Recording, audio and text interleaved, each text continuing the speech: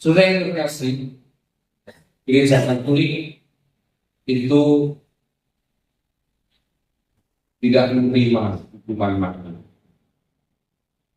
Meskipun saya yakin di hati kalian yang Katolik ini, ketika Anda sedang geram, marah dengan para penjahat yang kemudian divonis mati, nanti Anda itu pasti saya mati kok. Jadi rata-rata dari kita secara manusia itu menanggapi semua secara emosional, ingin memberikan hukuman simpel kepada para penjahat. Orang yang terbukti merusak hidupnya, merusak masyarakat. Nah, Indonesia memang belum meratifikasi hukuman mati ini, masih berlaku. Tetapi di beberapa belahan dunia sudah tidak mengenakan hukuman mati. Di dalam ajaran Katolik, hukuman mati, eutanasia atau aborsi, istilahnya pengakhiran hidup manusia secara sengaja itu dosa, tidak boleh. Karena pengakhiran hidup manusia itu wewenangnya ada di Allah. Lalu bagaimana kalau orang melakukan tindak kejahatan yang terlalu dan berulang-ulang? Apakah mereka itu tidak pantas dibunuh saja, selesai perkara? Saudara yang terkasih, kalau kita melihat Injil hari ini, betapa kisah Injil yang sudah kita hafal itu, cara dari Tuhan Yesus sendiri memperlakukan orang yang bersalah itu sedemikian berbeda dari manusia memperlakukan.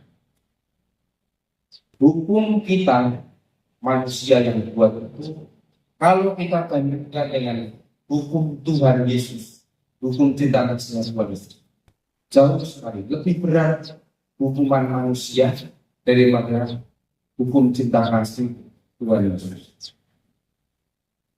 Bisa dibayangkan peristiwanya saat sedang asyik mengajar kita manusia itu, para ahli Taurat yang mengerti hukum Taurat itu menggelandang seorang wanita yang kedapatan berbuat zina.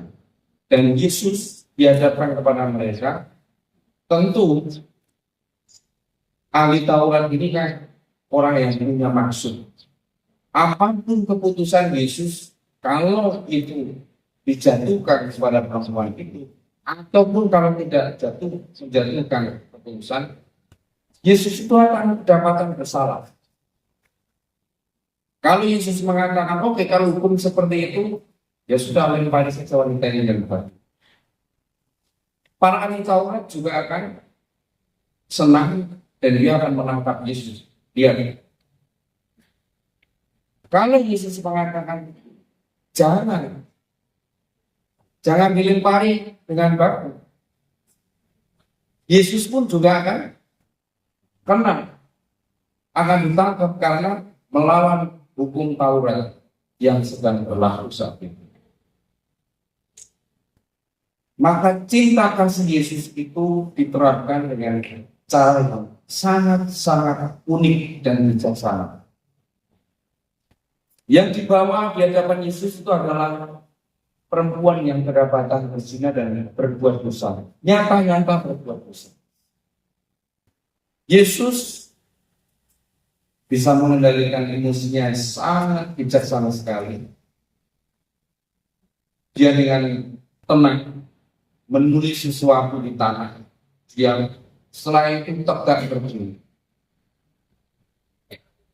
Pertanyaan Yesus ketika diminta untuk menghakimi, itu bertanya kepada mereka, barang siapa di antara kamu tidak berdosa, Silahkan melempari perempuan ini dengan batu. Saudara yang terkasih, itu kata-kata Yesus yang sangat luar biasa. Karena apa? Itu membuat semua yang ada di situ itu dibawa kepada kesadaran bahwa semua dari kita yang ada di sini, siapa yang tidak berdosa? Wanita itu berdosa.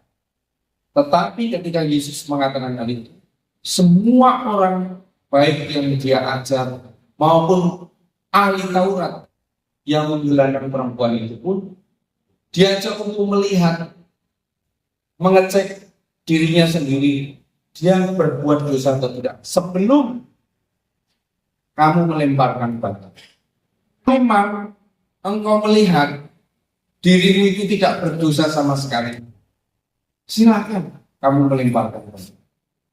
Tetapi saudara terkasih, pertanyaan Yesus ini membawa orang-orang yang ada di situ langsung mengecek dalam dirinya sendiri, dan ternyata mereka masing-masing merasa ketika mereka dikatakan di sini, mereka pergi satu persatu mulai dari yang tertua.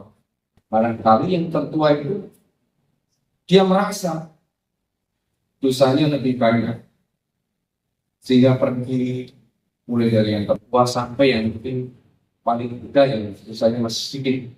Tapi yang pasti bahwa mereka dibawa kepada kenyataan bahwa mereka semua itu berdosa. Jadi kalau engkau mau menghakimi atau engkau meminta orang lain menghakimi, coba cek dirimu sendiri dulu. Jangan sampai engkau ingin menghakimi orang lain menggunakan pihak lain. Ini ahli Taurat, dia juga berdosa, ingin menghakimi orang berdosa, yang mau digunakan adalah Tuhan Yesus. Tuhan mau digunakan untuk menghakimi sementara mereka sendiri berdosa. Maka satu persatu mereka meninggal.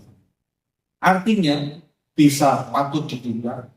Mereka punya dosa, masing-masing pernah punya perbuatan dosa.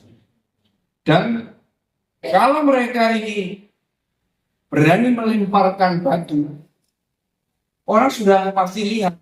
Kalau kau melemparkan batu, kan di antara mereka pasti saling tahu. Kau ini dulu juga buat ini, baru kau lempar batu kemana?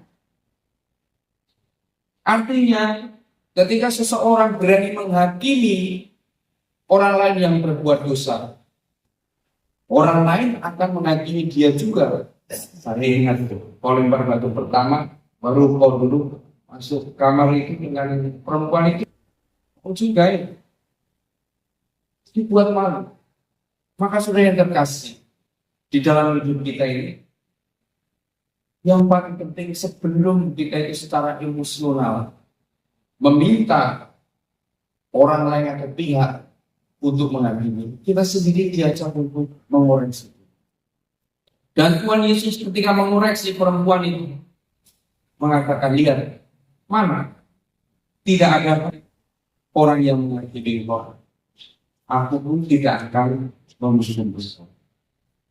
Pergilah dan jangan berbuat dosa. Ada dua sisi. Perempuan yang kedapatan berbuat zina tadi di hadapan Yesus, dia memiliki pengharapan. Maka Gereja Katolik tidak pernah setuju dengan hukuman mati, karena selagi manusia itu masih diberi hidup oleh Tuhan, dia masih punya kesempatan untuk tidak berbuat dosa. Kesempatan itu selalu diberikan lewat diberikannya hidup. Masih terbuka untuk pengubahan diri menjadi lebih baik.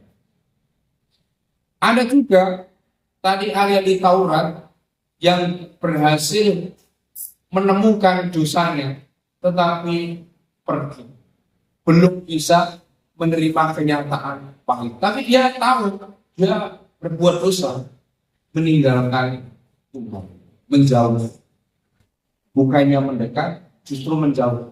Nah, kita juga harus cek, jangan sampai kita ini seperti ahli Taurat. Kita tahu kita bersalah, kita tahu kita punya dosa, tetapi kita meninggalkan Tuhan semakin menjauh, semakin menjauh, semakin menjauh. Dan itu akan membuat kita terpuruk. Kita akan selalu menilai orang lain yang salah. Itu yang terkasih dalam masa pertobatan ini. Di minggu terakhir, yang kesempatan kita untuk menerima sakramen pertobatan. Pertobatan itu kita mulai dari hal yang paling kecil, sederhana saja. Kalau Anda malas untuk berangkat ke gereja atau pertemuan lingkungan, cukup dengan tidak malas. Kalau kemudian tidak rajin berdoa, cukup saja untuk rajin berdoa.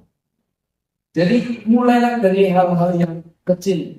Pertobatan yang Yesus tuntut itu sangat minim, sangat standar sekali. Kepada perempuan itu hanya negatif kata-kata. Jangan berbuat dosa lagi. Jangan berbuat seperti itu. Tuhan juga tidak menuntut jangan berzina, jangan bohong, jangan menipu, jangan korupsi. Tidak panjang-panjang. Jangan berbuat seperti itu lagi. Jangan berbuat dosa lagi. Yesus tahu manusia ini memiliki kelemahan dan tidak sempurna itu pada kita semua. Kita juga tidak pantas ketika kita menuntut seseorang untuk melakukan banyak hal yang baik sekaligus serta-merta. Tidak bisa. Tetapi lebih baik kita memulai dari hal-hal yang kecil sederhana. Semoga kita mau bertobat. Tuhan memberkati.